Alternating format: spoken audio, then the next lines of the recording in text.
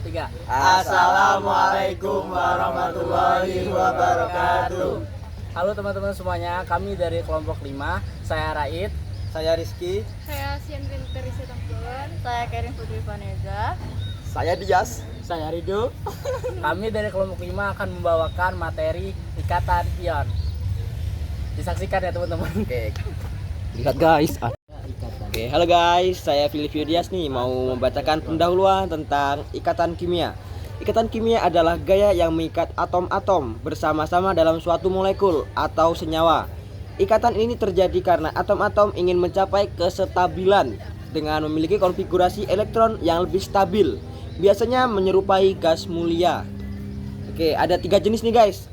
Apa ikatan kimia? Yang pertama itu ada ikatan kovalen.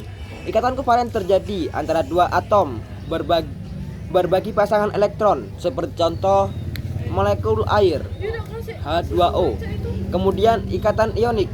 Ikatan ionik terjadi ketika suatu atom memberikan elektron kepada atom lain, membentuk ion positif dan ion negatif yang saling tarik-menarik. Kemudian yang terakhir, ikatan logam. Ikatan logam terjadi antara atom-atom logam di mana elektron bergerak bebas di antara ion-ion logam. Ikatan kimia sangat penting karena menentukan sifat fisik dan kimia suatu zat seperti titik leleh, titik didih, dan reaktivitas. Oke guys, semangat. Di sini saya Rido akan menjelaskan tentang ikatan ion. Ikatan ion adalah jenis ikatan kimia yang terbentuk akibat tarik-menarik antara ion positif atau kation dan ion negatif atau anion. Ikatan ini biasanya terjadi antara atom logam dan non-logam. Proses terbentuknya ikatan ion melibatkan transfer elektron dari satu atom ke atom lain untuk mencapai konfigurasi elektron yang stabil seperti gas mulia.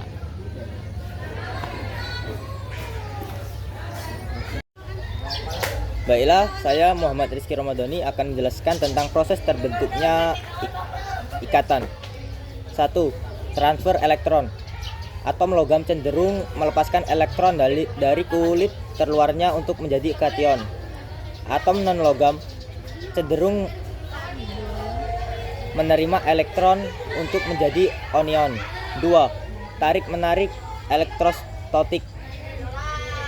Kation dan anion yang bermuatan berlawanan saling menarik membentuk ikatan ionik. Terima kasih. Hai guys, saya akan menjelaskan tentang sifat senyawa ionik. Yang pertama, titik lebur dan titik didih tinggi. Dikarenakan gaya tarik elektrostatik antara ion-ion sangat kuat. Yang kedua, bersifat larut dalam air. Senyawa ionik larut dalam air karena molekul air dapat memisahkan ion-ionnya. Yang ketiga, konduktivitas listrik. Dalam bentuk padat, senyawa ionik tidak menghantarkan listrik karena ion-ionnya tidak dapat bergerak bebas. Dalam bentuk cair atau larutan, ion-ionnya bebas bergerak sehingga dapat menghantarkan listrik. Halo guys, aku Raid dan di sini aku bakal ngejelasin tentang ikatan ion seperti teman-teman aku sebelumnya. Cuman di sini aku bakal ngejelasinnya dengan contoh soal. Jadi seperti yang udah dijelasin sama teman-teman sebelumnya, bahwa ikatan ion itu tuh terjadi karena ada yang namanya serah terima elektron.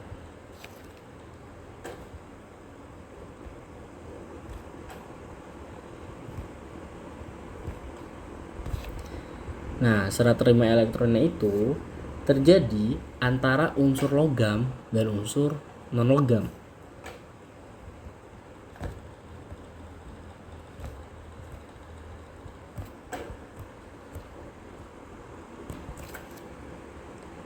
Jadi ikatan ion itu adalah ikatan kimia yang mengikat unsur logam dan unsur non-logam, yang mana kedua unsur tersebut melakukan yang namanya serah terima elektron. Jadi unsur logam itu cenderung melepas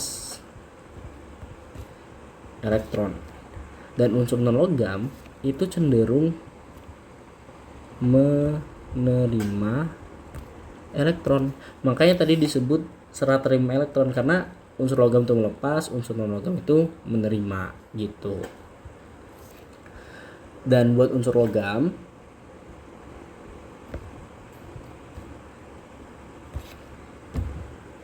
itu, unsur logam itu umumnya terletak pada golongan 1A sampai golongan 3A.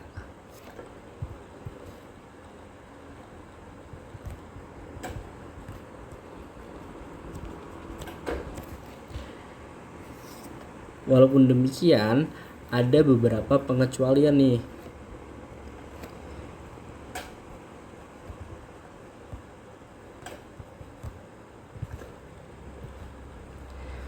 Pengecualian yang pertama itu ada pada golongan 1A, ada unsur yang namanya hidrogen atau H. Dia tuh walaupun berada pada golongan 1A, namun hidrogen ini bukan unsur logam. Jadi hidrogen ini non logam.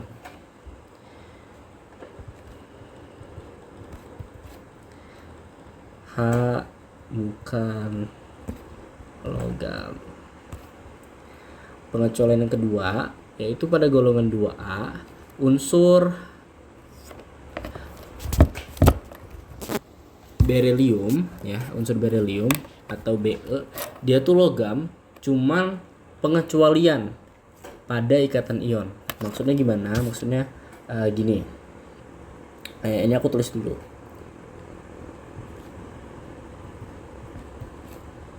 Be logam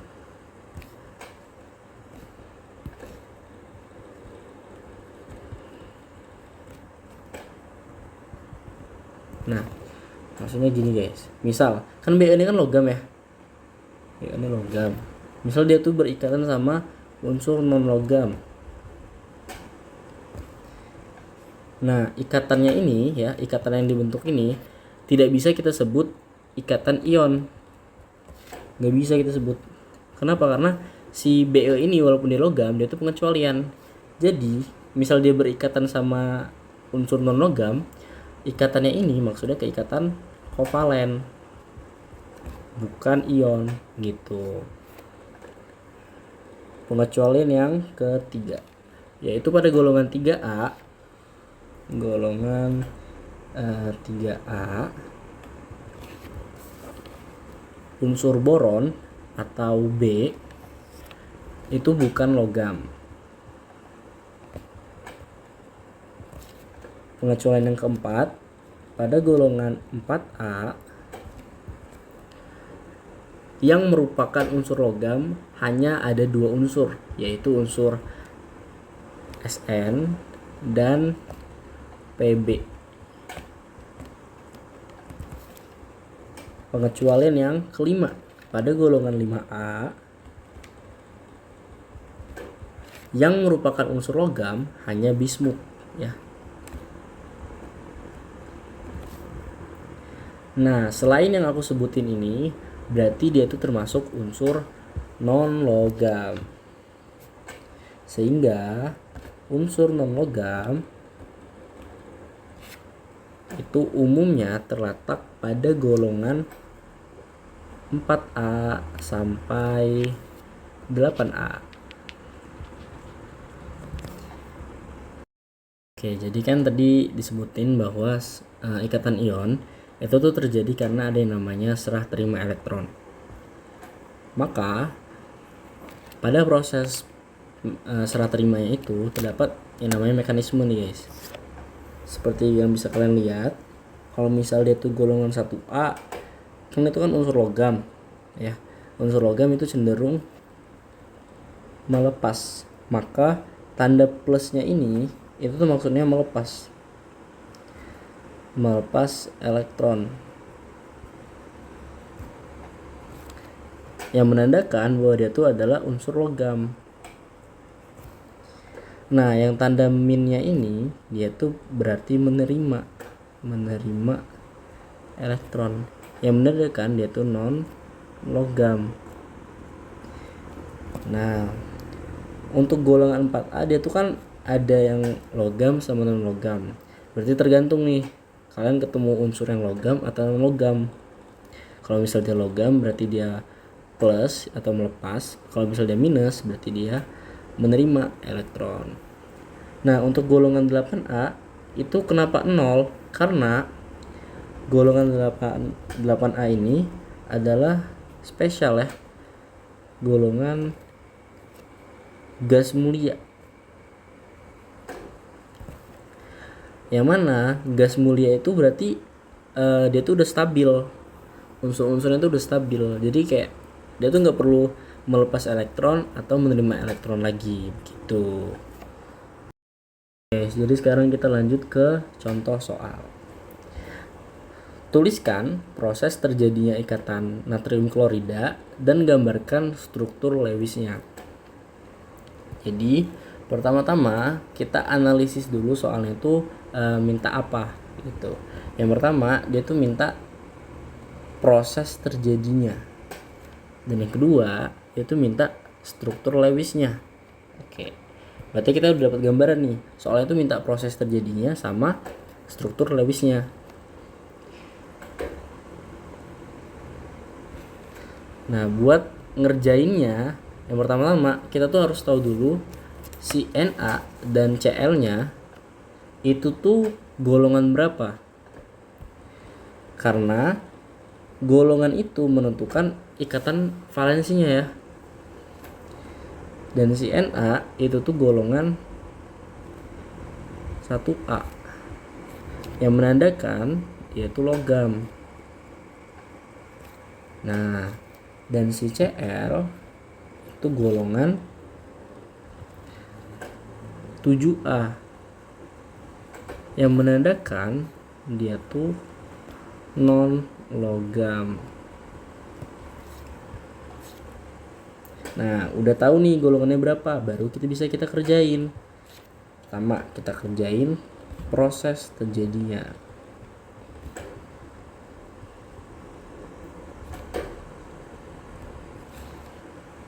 Pertama, si Na dia tuh menjadi Na plus. Kenapa dia plus? Karena si golongan 1A yang seperti kita bahas tadi, dia tuh melepas satu elektron sehingga dia tuh positif 1. Oke. Dia tuh kation ya guys. Ion positif. Kita tulis dia melepas satu elektron. Kemudian si Cl menjadi Cl min. Kenapa Cl min? Karena si Cl itu non logam yang cenderung menerima elektron, dan golongan 7A itu tuh menerima satu elektron, jadi ditulis plus 1 elektron. Kenapa yang Na tuh satu elektronnya di ruas kanan dan si Cl di ruas kiri? Karena kalau misal di ruas kanan itu tuh berarti unsur logam, dan yang di ruas kiri itu tuh berarti unsur non logam ya guys. Nah, berhubung dia ini udah sama kan, sama-sama 1E, berarti bisa kita coret nih. Kita coret. Sehingga bisa langsung kita tambahin. Jadinya Na plus Cl. Ini jadi Na plus Cl min gitu. Sehingga rumus senyawanya itu adalah NaCl gitu. Nah, kalau misal di sini beda ya, elektronnya beda, berarti disamain dulu ya. Karena ini berhubung sama, jadi bisa langsung kita coret gitu. Selanjutnya kita bakal gambar struktur Lewisnya.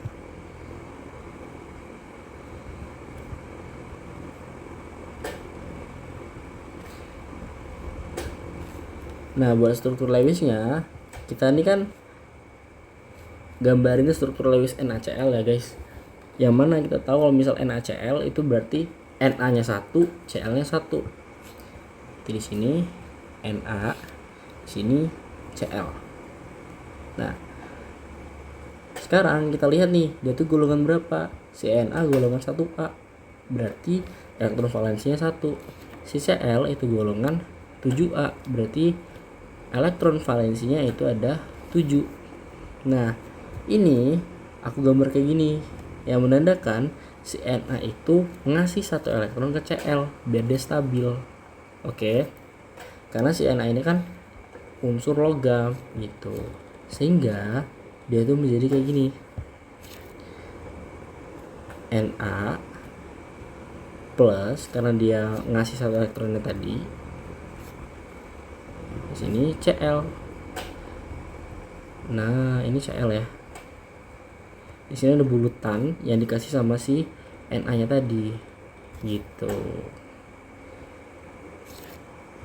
Jadi ini struktur Lewisnya. Ini proses terjadinya. Halo guys, saya ini akan menjelaskan tentang pemanfaatan dalam kehidupan sehari-hari.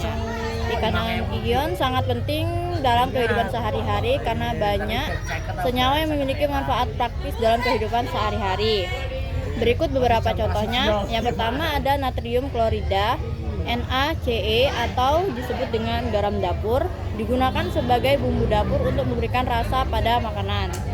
Yang kedua, kalsium karbonat, CaCO3, bahan utama pembuatan semen dan beton dalam industri konstruksi dan digunakan sebagai antasida untuk mengantar gangguan asam lambung.